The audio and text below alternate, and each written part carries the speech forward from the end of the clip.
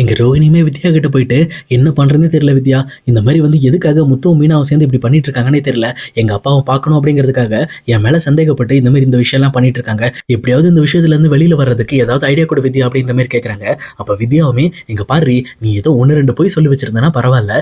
நீ சொல்லப்போனா நீ இப்போ சொன்ன பொய்க்கு ஒரு புக்கே போடலாம். அந்த அளவுக்கு பொய் சொல்லி வச்சிருக்க. இதில நான் என்னடி சொல்ல முடியும்? நீயே சொல்லு. நீயே யோசிச்சு ஒரு நல்ல முடிவா சொல்லு. அதுக்கேத்த மாரி நம்ம ஏதாவது ஒண்ணு பண்ணுவோம் அப்படின்ற மாரி பேசிட்டு இருக்காங்க. அதே நேரத்துல வித்யாவோட மனசுலயுமே இன்னொரு ஐடியா தோணுது. பேசாம நீ அவங்க காலில் விழுந்து எல்லா விஷயத்தையும் உண்மையை ஒத்துக்கேன், அதுக்கப்புறம் எல்லா பிரச்சனையும் ஒரேடியாக முடிய போகுது அப்படின்ற மாதிரி பேசிட்டு இருக்காங்க. ஆனால் ரோகிணியுமே, ஆஹா வாய்ப்பே கிடையாது, நான் மனோஜ் கூட ஒன்றா சேர்ந்து வாழணுங்கிறதுக்காக தான் இதெல்லாம் பண்ணிக்கிட்டு இருக்கேன். உண்மையை சொல்ல போனால் நான் மனோஜ் ரொம்பவே லவ் பண்ணுறேன் அப்படின்ற மாதிரி இந்த பக்கம் ரோகிணி சொல்லிட்டு இருக்காங்க. இதை கேட்ட வித்யாவுமே, நீ பண்ணிட்டு இருக்க லவ்வோட பேர் அன்கண்டிஷனல் லவ். சொல்ல பண்ணி சம்மந்தமே இல்லாமல் போய் சொல்லி மனோஜ் கூட நீ வாழ்ந்துகிட்டு இருக்க, இது ரொம்ப பெரிய தப்பாகும் அப்படின்ற மாதிரி அவங்களுமே இந்த பக்கம் ரோகிணியை மறுபடியும் பயமுறுத்திட்டு இருக்காங்க.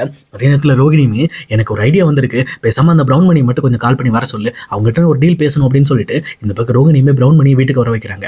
அதே நேரத்தில் வீட்டுக்கு வந்த ப்ரௌன் மணியுமே இந்த பக்கம் ரோகிணியை பார்த்த உடனே, ஐயோ இந்த பொண்ணு நமக்கு பிரச்சனை கொண்டுறதுக்குன்னே இதை வந்திருக்குமே அப்படின்னு சொல்லிட்டு ரொம்பவே ஷாக் ஆகுறாரு. ஆனால் அதே நேரத்தில் ரோகிணியுமே, இங்கே பாருங்க, தயவு செஞ்சு எனக்காக இந்த ஒரே ஒரு விஷயத்தை மட்டும் பண்ணுங்க, இதுக்கப்புறம் உங்களை நான் கூப்பிடவே மாட்டேன், இந்த பிரச்சனையை இதோட முடிச்சு வைக்கிறதுக்காக தான் இதை நான் பண்ணிட்டு இருக்கேன் அப்படின்ற மாதிரி எங்க ரோகிணியுமே சொல்றாங்க. ஆனால் இதை கேட்ட ப்ரௌன் மணியுமே, இங்க பாருமா, நீ சொல்றதெல்லாம் ஓகே தான், அதெல்லாம் ஒரு மேட்டரே கிடையாது. ஏற்கனவே இந்த மீனா வரை என் கடைக்கு கறிவங்க நான் மாட்டியிருப்பேன், ஜஸ்ட் மிஸ்ல தப்பிச்சேன். அது மட்டும் இல்லாமல் அந்த முத்துக்கையில மட்டும் நான் சிக்கினேன், அவ்வளோதான், அவன் என்னை என்ன பண்ணுவானே தெரியாது அப்படின்ற மாதிரி ரொம்பவே இந்த பக்கம் அவருமே பயந்து போய் சொல்லிக்கிட்டு இருக்காரு.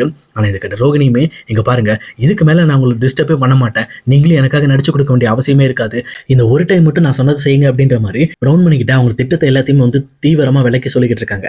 அதை கேட்டு அவருமே, இங்கே பாரு பாப்பா, உனக்காக பண்ணுறேன், இதை இதுதான் லாஸ்ட் டைம், இதுக்கு மேலே என்னால் எந்த ஹெல்ப்பும் பண்ண முடியாது அப்படின்ற மாதிரி அவருமே சொல்லிட்டு அங்கேருந்து கிளம்புறாரு. அதே நேரம் அடுத்த நாள் எப்பவும் போல எங்கள் ரோகிணி இங்கே ப்ரௌன் பண்ணி வரதுக்காக வெயிட் பண்ணிட்டு இருக்காரு. சொல்லப்போனால் அவங்க ப்ரௌன் பண்ணி மூலமாக ஒரு பயங்கரமான திட்டம் ஒன்று போட்டிருப்பாங்க.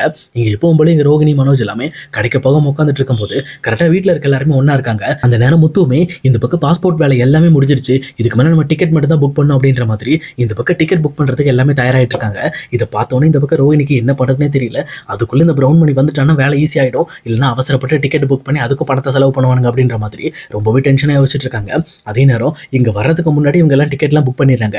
இவங்க எல்லாம் ரெடி பண்ணி, ஓகே எல்லாமே ரெடி, நம்ம அடுத்த வாரம் கிளம்புறோம் அப்படின்னு சொல்லிட்டு இவங்க பேசி முடிக்கவும் கரெக்டாக இங்கே ப்ரௌன் மணி வீட்டுக்கு வராரு. இந்த பக்கம் ப்ரௌன் மணியை பார்த்த உடனே எல்லாருமே ஷாக் ஆகுறாங்க. ஓ, மலேசியா மாமா வந்துட்டாரு அப்படின்னு சொல்லிட்டு. ஆனால் இங்கே ப்ரௌன் மணி பயங்கரமாக அழுதுகிட்டே வராரு.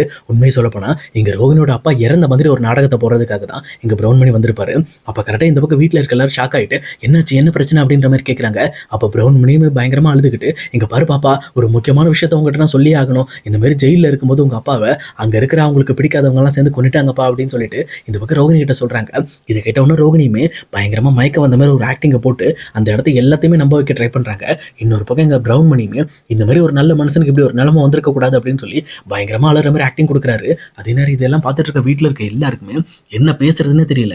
அவங்க எல்லாருமே அப்படியே ஸ்டன் ஆகி போய் நின்றுட்டு இருக்காங்க. இன்னொரு பக்கம் எங்கள் ப்ரௌன் மணியுமே, இங்கே பாரு பாப்பா, உனக்கு ஒன்றும் ஆகாது, நீ முதல்ல எந்திரி அப்படின்னு சொல்லி இந்த பக்கம் ரோகிணி கிட்ட அவருமே சத்தம் போட்டு அழுதுகிட்டு இருக்காரு. அப்போ ரோகிணியோட முகத்துலையுமே மீனா தண்ணி தெளிச்சு இந்த பக்கம் எழுப்புறாங்க.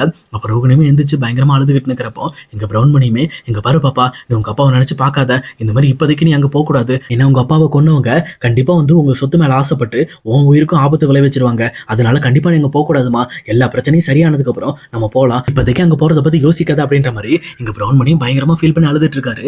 இதை பார்த்த ரோகிணியுமே, நான் எங்கள் அப்பாவை பார்க்க போகணும் அப்படின்ற மாதிரி பயங்கரமாக அடம் பிடிக்கிறாங்க. ஆனால் அதே நேரத்தில் எங்கள் வீட்டில் இருக்க விஜயாமே, இங்கே பாரு ரோகிணி, அதான் உங்கள் மாமா சொல்கிறாருல, இப்போ நீ போனால் உன் உயிருக்கே பிரச்சனை ஆகிடும்னு சொல்கிறாருல, நீ முதல்ல சும்மா இரு, இப்போதைக்கு நம்ம மலேசியாவே போக வேண்டாம், நீ சும்மா விடும் அப்படின்ற மாதிரி இந்த பக்கம் ரோகிணிக்காக எல்லாருமே சப்போர்ட் பண்ணி பேசிட்டு இருக்காங்க. அதே நேரத்தில் இன்னொரு பக்கம் எங்கள் அண்ணாமலையுமே எங்கள் முத்துவை பார்த்து, டே முத்து, முதல்ல அந்த டிக்கெட்டை கேன்சல் பண்ணுங்க, நம்ம மலேசியாலாம் போக வேண்டாம், இப்போ போனோன்னா கண்டிப்பாக ரோகிணிக்கு பிரச்சனை ஆகிடும், இப்போ வேற முதல்ல ரோகிணி சமாதானப்படுத்துகிற வழியை பார்ப்போம் அப்படின்னு சொல்லிட்டு எல்லாருமே இந்த பக்கம் ரோகிணியோட சென்டிமெண்ட்டான ஆக்டிங்கை பார்த்து நம்பிடுறாங்க.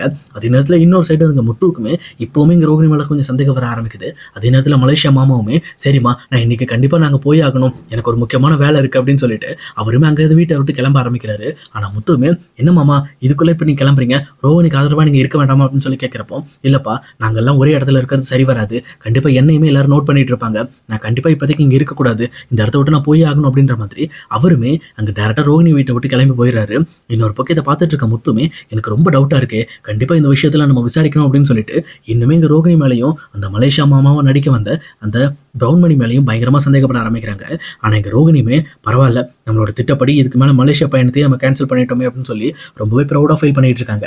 ஆனால் இன்னொரு பக்கம் முத்துவுமே கண்டிப்பாக இந்த ரோகிணி யார் அப்படிங்கிறத நான் கண்டுபிடிக்காம விட மாட்டேன்னு சொல்லி ரொம்பவுமே கோபத்தோட இந்த பக்கம் வந்து ரோகிணியை பற்றி யோசிச்சுட்டு இருக்காரு.